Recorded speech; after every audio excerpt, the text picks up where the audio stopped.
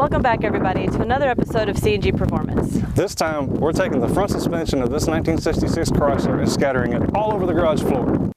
Maybe we'll give the transmission some love too. Do we have enough time for all of that? No. That's great. Let's go.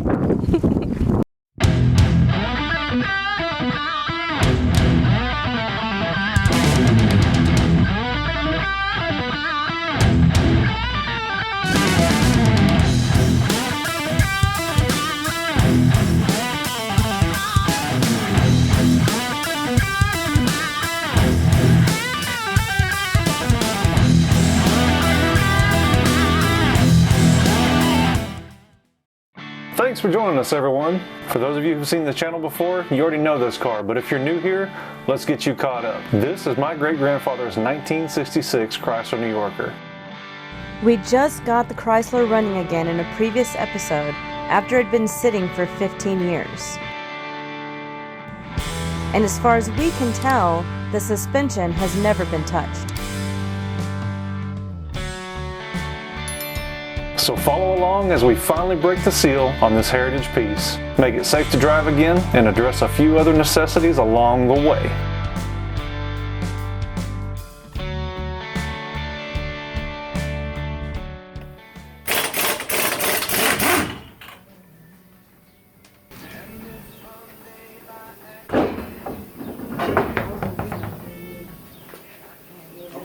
This one right here? Yeah, but I've got a bend. I don't know if I have it right.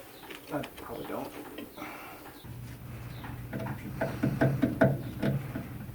You know, for such a big car, there's really not that much room in here. Yeah. So if I did my job, that means that lower ball joint should be ready to separate. Before I get there, I think I would like to go ahead and take the tie rod end off. Oh wow, that was a lot easier than I was anticipating. Maybe one of these days when the lottery shines on us, these will be the next to go. That'd be big. That would be good. I would hate to take away from some of the originality of the car, but I would love to increase the safety factor of the car. Yes. So, alright. Not that we care about these tie rod ends, but since I do want them to come out fairly easily, the trick you can do is leave the nut on top of the stud before you start wheeling away at it with your BFH. That way it doesn't mushroom the tip of the stud and prevent it from falling out of the lower ball joint.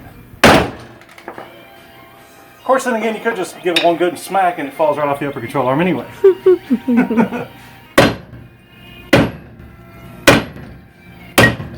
There it went. And before I go any further, I think I want to get a piece of safety wire and find a place to hang this spindle from so we don't tear that brake line in half. But I got to find a place that's not in the way from us getting to the upper control arm.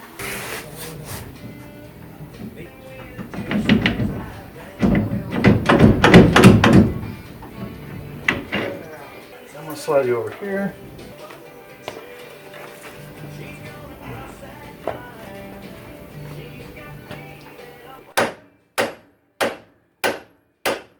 Such is not the case, apparently.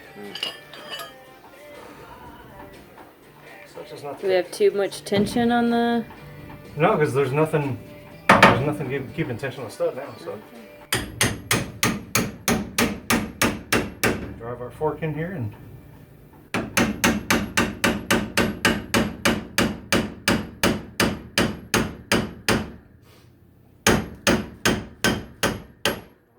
room to swing, but that's okay. There it goes. Goodbye, all original lower ball joint.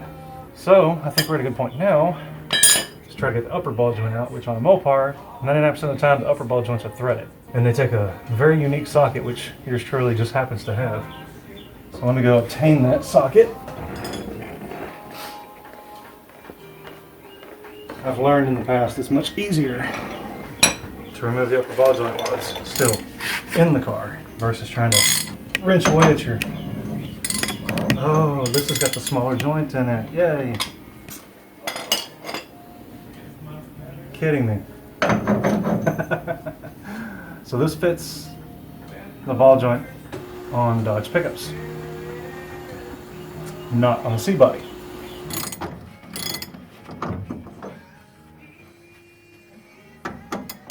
It's like right there at the top. doesn't want to just turn for me. Well, that rubber boot may be holding it in too. Yeah, I think it's at the top of the threads. It's just the part of the boot that's still kind of... There you go. Hi, guys. Nicely done. I don't want to eat it. Don't put it in my face. It's gross. Look how blown out that thing is. I'm pretty sure this was probably worn out back in the 80s. And it just kind of hung out in the car for a while. You can add that to the dirty part pile. Didn't even need a brake rubber bar. That other side, man, it was everything I could do to get it broke loose with the cheater bar. Like, I was using everything at my disposal, and I still wasn't winning. You can just go ahead and admit that you're better than me. Wow. Yeah, well, while you're at it, you still got some work to do in there, so, you know. Okay, baby, what are we doing now? Making noise with air compressor still. Well, what are we doing with that? What's that? If you come right over here, you'll notice, more specifically in this region, there's a lot of like rusty fluid and nasty ugliness down here. Yeah. That's because our single pot master cylinder for our 4-wheel drum brake vehicle leaks profusely. Ooh. So while the brakes themselves work fantabulous, and they don't work worth a flying pig if there's no fluid. So all the brake hardware is still new, the shoes are good, the drums are in good shape. If we could just keep fluid in this thing, we'd be a whole lot better shape. Now granted, I have no idea how old this master cylinder really is. I know the brakes were serviced sometime around 2005, but I have no idea if or when the master cylinder was touchline. To alleviate all those frustrations, come this way. Went ahead and got a brand new single pot master cylinder for our 66 Chrysler from Cardone, I believe. And what we're about to do is we're going to plumb a line from the discharge port right back into the master cylinder and bench bleed this thing so that when we install it in our 66 Chrysler, there's no air in the master cylinder and we have to do minimal bleeding at the 4 corners to get all the air out, and then we'll have brakes. Nice. Of course, as everybody at home watching knows, the magical answer to any bolt that you don't have a wrench to is 10 millimeter. Sure enough. The old 10 never fails us. Some disassembly required. They give you a disc for playing with your neighbors, I guess. So, I gotta find, I know I've got some hard line laying around somewhere I can plumb into this thing. And then we can bench bleed this. I think this is the one. I hope this is the one. So I made this little, and of course, it's the wrong size. Who would have funked it? I'll be back. Wait a minute. Uh-oh. There's 2 ends to this coin, and of course that's the wrong one too. I bought this brake line kit to put line lock on the red truck and never used it. So we're gonna hope that one of these, it's not that one. Why don't you be the one that's attached to the line lock solenoid? That's gonna be my luck. You ready? This one's not gonna fit. That one's entirely too big, although I should probably just take that fitting out because I think those are the same size. Some smart guy only ran it in finger tight. Wonder who that would have been. No! I'm starting to think I'm not good at this. Winner, winner, chicken dinner? Not so No? much. No. Not quite. When in doubt, grab more tools, take more things apart. This is why I can't have nice things. And this is why my projects take 3 days longer than they're supposed to. Hey, I may have found a winner. Now I gotta do, oh my goodness. Okay. Before we proceed with this operation, I have debris Okay. that I must vacate from this here line. Vacate it. Vacate it.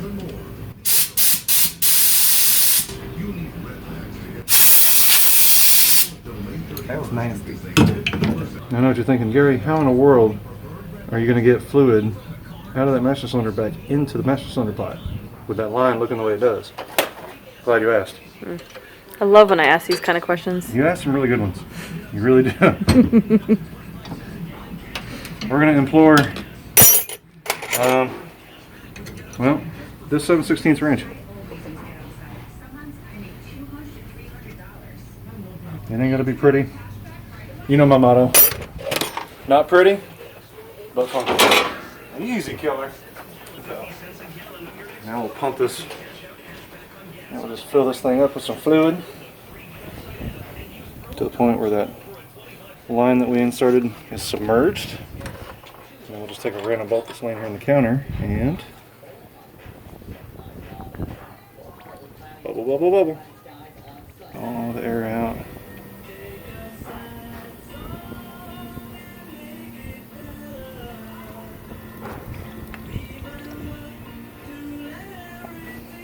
process could take a while. And if I was a smart guy, I would take the bolt that came with this thing. I think we've about got all the air out of it. I haven't really seen too many bubbles. Plunger's taking longer to make the return trip. It's getting a little bit firmer to bury it all the way. Now that we know we got our bench blade and there's no air in it, we will pull that line I made, put the cap back on, keep any foreign objects out of it, just the way it was designed. Rusty old bolt on brand new parts. Because America. It's your turn to get work done. Okay. The real work? Yep. Wow. We gotta get that control arm off. You need, you know, tools that provide impact. What are we getting? You probably want the little tight, This one? little neat one. That's a drill. This one? That's a cutter. This one? That's a sander. This one? Are we serious now? This one? Wow. That hurt. That hurt my soul. Oh yeah, you'll need your hose. Ready, catch.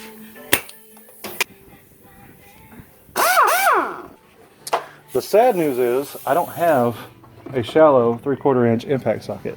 Okay.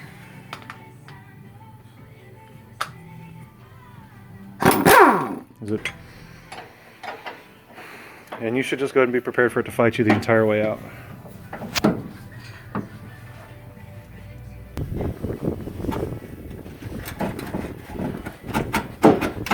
Play nice.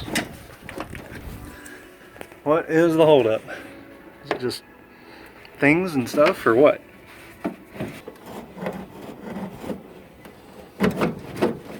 Okay. Leverage. Okay, got some movement.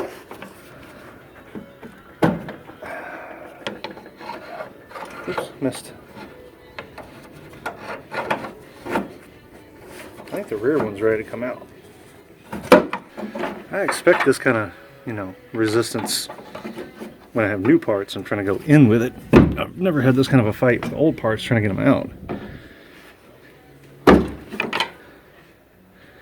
This is a new one for me. Is it ready to come out now? There we go.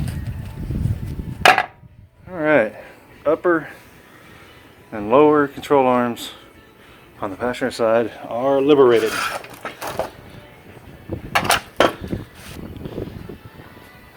Disassembly is 92% complete. We got to get the tie rods out because we got all the new hardware over here, inner and outer, the adjuster sleeve, lower ball joints. So the one thing this kit didn't come with is a new idler and pitman.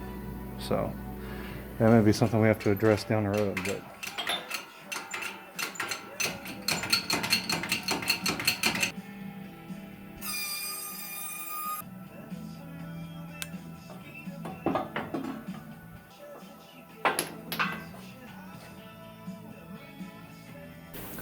so just a few seconds ago, I wish I'd had the camera rolling. I literally peeled some of the rubber outside of the control arm bushing, and the sleeve and all just collapsed into dust into my fingers, and I didn't get it. Of course, this one's proven to be a little bit difficult. Not a big deal. We'll throw it in the press. A little bit of hydraulic pressure, that one will come right on out. The good news was I was able to save the outer shells from the bushings. I can weld one of these to what's going to remain left of the bushing shell on the lowers, and use this as a point for the press to push out what's left of the old bushing sleeve. I'll get this thing pushed out. I'll show you guys how I did the driver's side lower control arm bushing. Get the old one out, and then I think I'm gonna let somebody else handle cleaning these things up. I do have a media blaster, but it's gonna take me forever to get these things cleaned up. There's a company across town. Shouldn't take them any time at all to knock this out. So I'll have them do the uppers, the lowers, the strut rods. We'll hit them with some quick paint just to keep them from rusting. Slam the new bushings in it, new ball joints, and we have it back on the car in no time. There's a seam here. You might be able to just barely see it.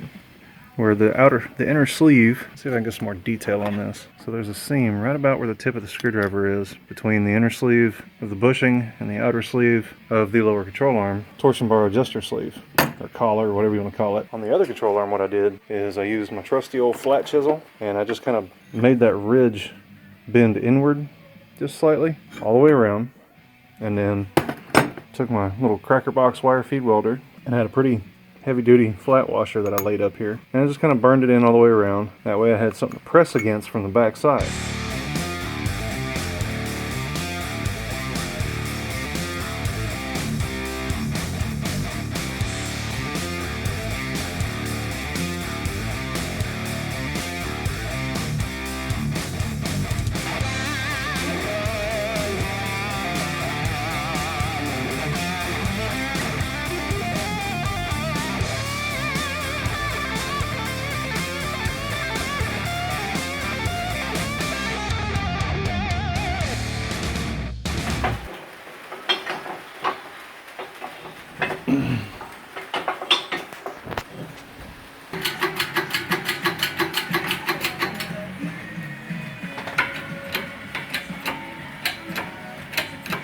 Looks good.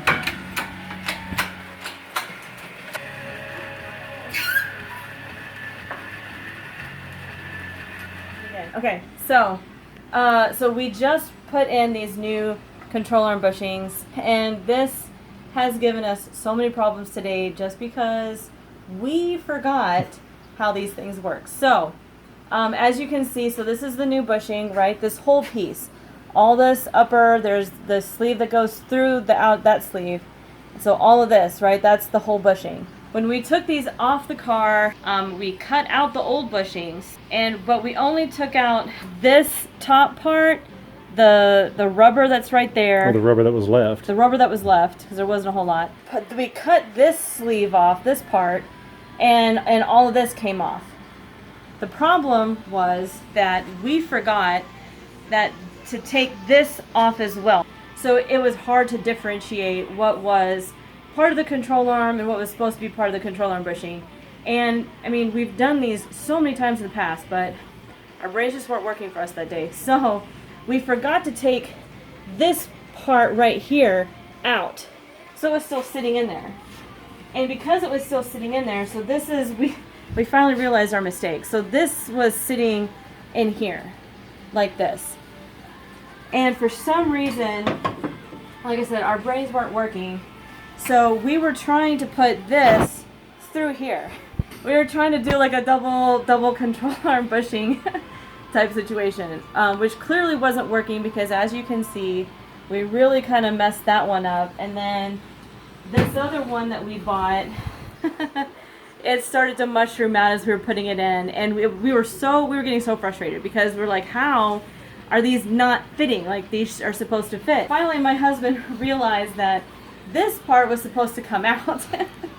So we finally pushed these out, and then we were able to get all of the new bushings in, and they of course went in much easier, not as much heartache.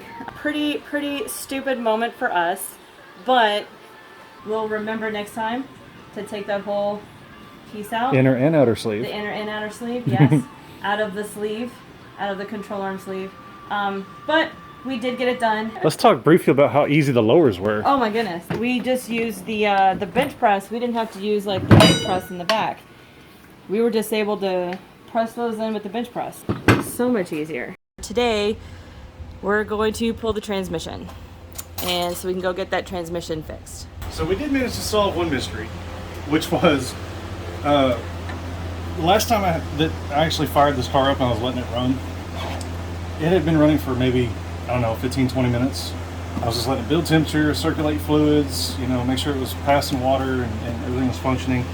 Put it in gear a few times, move the car forward and back. And as I was standing back, I was getting a couple pictures of the car, seeing what lights worked, what lights didn't, because it was right about sunset.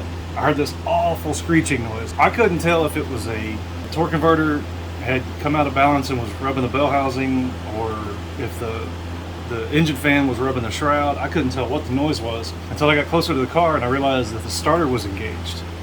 So I reached inside and I turned the key off. Well, the starter was still rolling the motor over the entire time. even with the key out of the car. Long story short, we knew we were having contact problems. I just wasn't sure what. Well, these are the main cables that go down the starter, and they pass over the top of the starter to make contact here on these two terminals.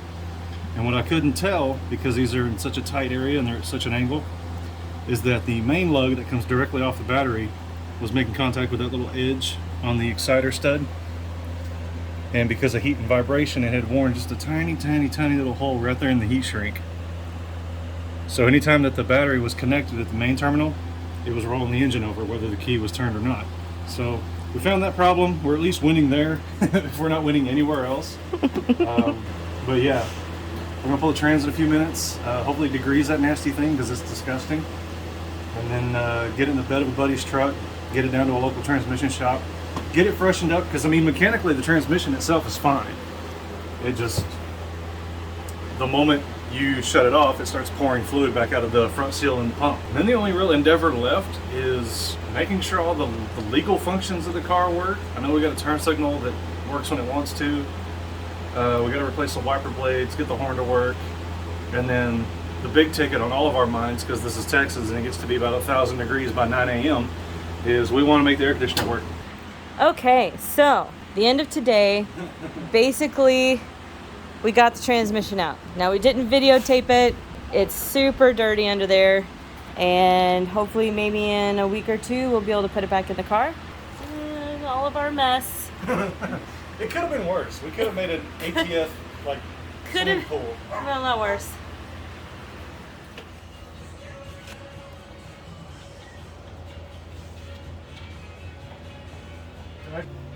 So we've got a new pitman arm and a new idle arm on. Yeah.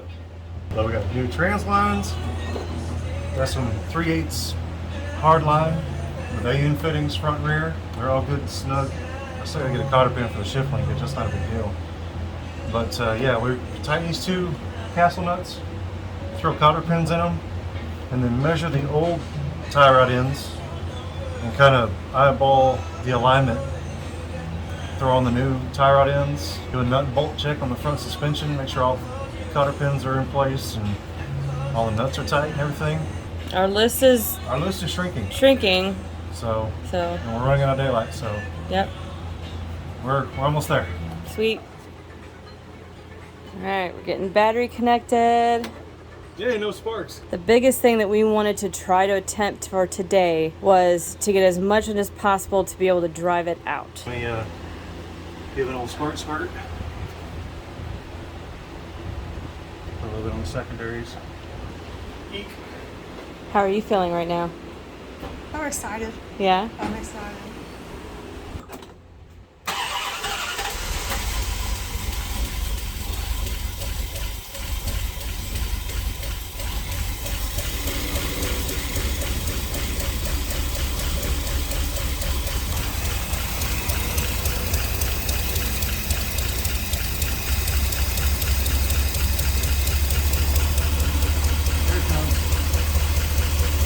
Just cold, maybe? I bet the float balls on the carburetor were still empty. Okay.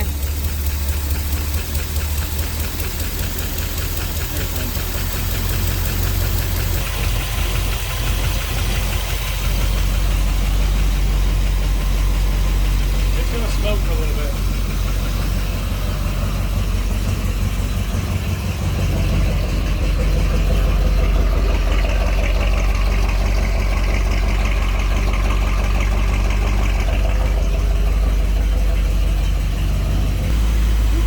What? I have a good explanation as to why the back tire was spinning. Oh, why is that? Apparently we started it in gear, so Oh. we need a new neutral safety switch.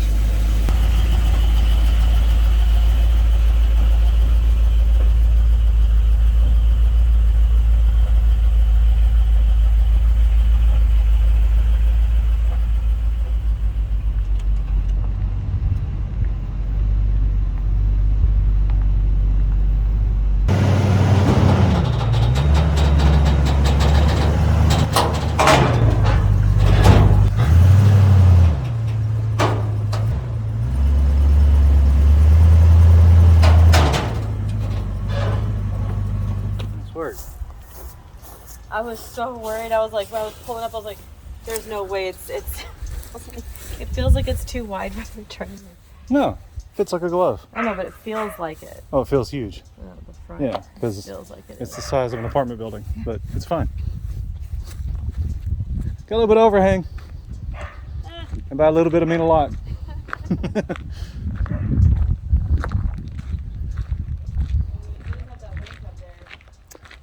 Generator's kind of in the way, yeah. Yeah. But there we go. Let's get a good trackside interview with. Sit here with my beautiful car. In case you missed it, because obviously we are pretty terrible at This is our first time. making sure we videotape the things that we're doing. So when it came to the suspension, we'd actually kind of put it together. The right way or the wrong way? Everything went in. The torsion bars, we kind of put them in the wrong clock position because each end of the bar basically looks like a stop sign, right? That shape. And when you have the lower control arms all the way down, which is how they were when we put the torsion bar back in, it creates a lot of tension when you're trying to put together. So we kind of forced everything together. We think we've got it correctly, but the car's still sitting a little low, but it actually has movement now. Yeah, we have suspension travel now. Yeah, whereas we didn't before. We didn't have it before. We've got that fixed. We got it cleaned up today. We're taking it to a gentleman. We're going to drop it off with him tomorrow afternoon. Whose name just happens to be Gary. Two Garys make a right, don't they? So we're going to leave it with him. He's going to get the front end alignment done. I told him about the brake situation. He said not to worry. He's going to handle it. Yeah. I didn't mention the power steering because I'd kind of forgotten about it, to be honest. But you're going to let him know. I'll let him know. And then when we get the car back, we went through the painstaking process with a good friend of ours, thank you, Eric, of getting the horn to work. We replaced the wiper blades. So for all intents and purposes, when we get the car back, it will be 100% ready to go get it inspected and tagged and legal. Yeah, we're hoping to also get the windshield replaced. It may happen at about the same time that the car is in the shop for the brakes and the alignment and stuff as well. Yeah. But if it doesn't, it's not the end of the world. It should still pass inspection. Yeah. But it should get replaced prior to the Fredericksburg trip, which is the whole point of what we're doing, is to have the car ready and running so that his mom can drive it in Fredericksburg for her 50th class reunion. So you'll get to see that in the next episode. So stay with us, and we'll see you then.